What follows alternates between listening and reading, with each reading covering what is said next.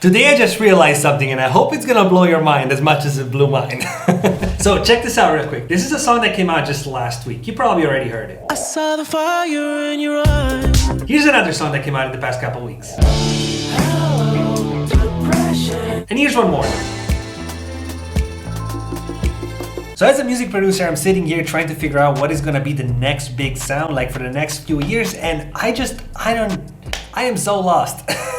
You listen to the first song and it sounds like straight out of the 80s, and then you move on to the second one, Zilla Kami, and it sounds like a grunge 90s Nirvana song, and then you move on to the third one and it's like this R&B funk, like late 60s record. What the hell is going on with music? I am so confused. I'm actually not sure if this has ever happened before, like 3 songs that come out pretty much at the same exact time, and they all just sound like they're straight out from like different decades in the past. It's super weird. This is the real question though. Which one of these genres is actually going to stay and it's gonna like shape music for the next few years, and which one of them are just nostalgic like detours? Of course I can't predict the future and give you an exact answer, but I have a theory.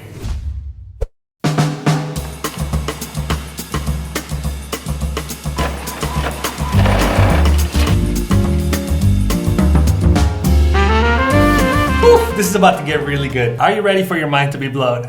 Let me tell you about the 30-year cycle. It's the year 1900, it's a brand new century, and classical music is the mainstream.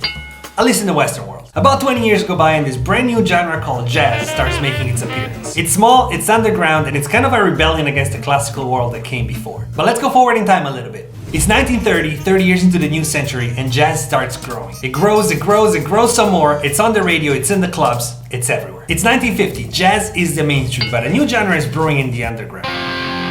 It's a new movement, a rebellious movement against the jazz world that came before. 1960, rock grows bigger and bigger, slowly pushing jazz back into the underground and taking its place. Once again, 30 years. Fast forward in time, it's 1990 and rock is the mainstream. It's been 30 years since it came to the surface and took over. But guess what? There's a new genre and it's been developing in the underground. Are you seeing a pattern yet? No one knows what it is yet, but it's called hip-hop and it's a revolutionary movement. A movement criticizing the world that came before. There's a pattern here, people. Like clockwork, the genre grows and grows over the next couple of decades. It's now the biggest genre in the world. It's everywhere. Movies, TV shows, video games. Hip-hop is the mainstream.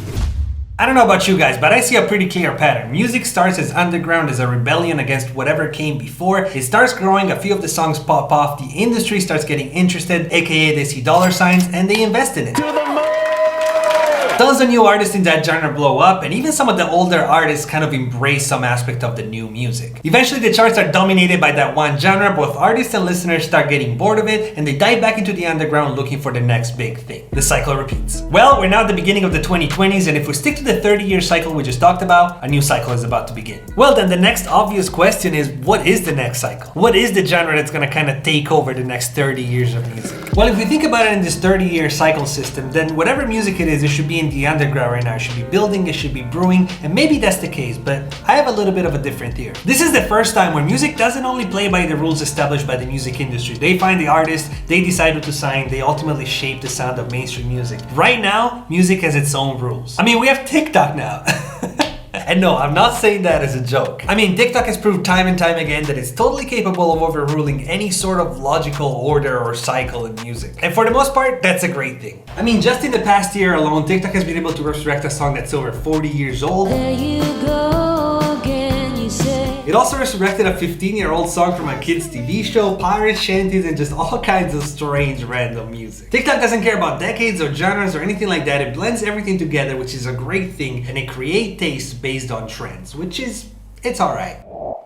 So how does all this tie together, and more importantly, what is music going to sound like in the next few years? Here's my take on it. The 30-year cycle that existed for like the past 100 years won't hold up anymore. I think cycles are probably going to be much quicker and much more condensed. People don't really have the attention span to listen to the same music for more than 6 months. As we saw at the beginning of the video, right now we're seeing artists kind of giving tribute to past decades of music, but, and this is totally just my gut feeling, but I think that the rock, pop punk, grunge type of stuff, it's the one that's here to stay for a little bit.